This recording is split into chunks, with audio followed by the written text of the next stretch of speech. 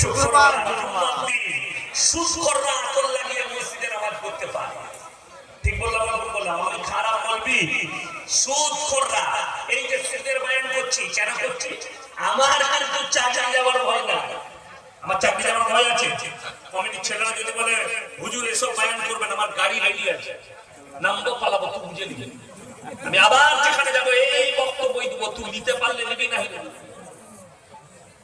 আমার কিন্তু চাকরি যাওয়ার ভয় নেই। কালকে আমরা বাপ বেটা এক স্টেজে ছিলাম আমাদের এলাকায়, আব্বাজি মসজিদে শুয়েছিলেন।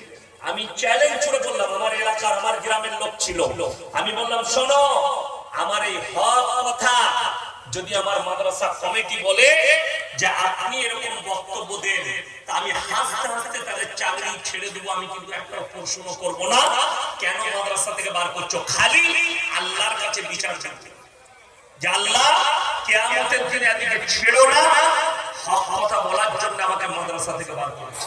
আমি এদিকে কিয়ামতের দিনে আল্লাহর কাছে বিচার চাই, অন্য কারোর কাছে দেব না, দুনিয়াতে কারোর কাছে, বাড়িতে বসে যাবো, কিন্তু আল্লাহর কসম খেয়ে বলছি আমি আমার জায়গা থেকে লড়বো, আমি আমার জায়গায় স্ট্যান্ড। সুদ কেউ যদি আমার গলায় ছুরি চালিয়ে দেয়, আল্লাহর কসম সুদকে হালাল বলতে পারো না। কিন্তু জানে আপনাদের ঝাড়খণ্ডের জিলাপি হুজুর আছে, সে বলছে ব্যাংকের সুদের টাকাটা হালাল।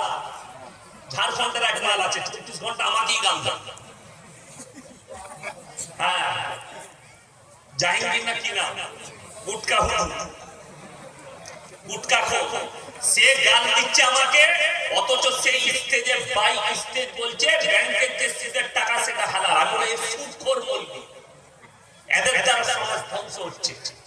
সুদ হার হালতে হারাম, ব্যাংকের টাকা বইয়ের সুদ হোক আর তোমার বইয়ের সুদ হোক, সবটাই হারাম। তুমি যে সুদটা খাও সেটাও হারাম, কোন হালতে জায়েজ নেই। আমার মুসলমান ভাই ভাই আপনাদেরকে বলি, লটারির টিকিট হালাল না হারাম? এ জোরে বলুন।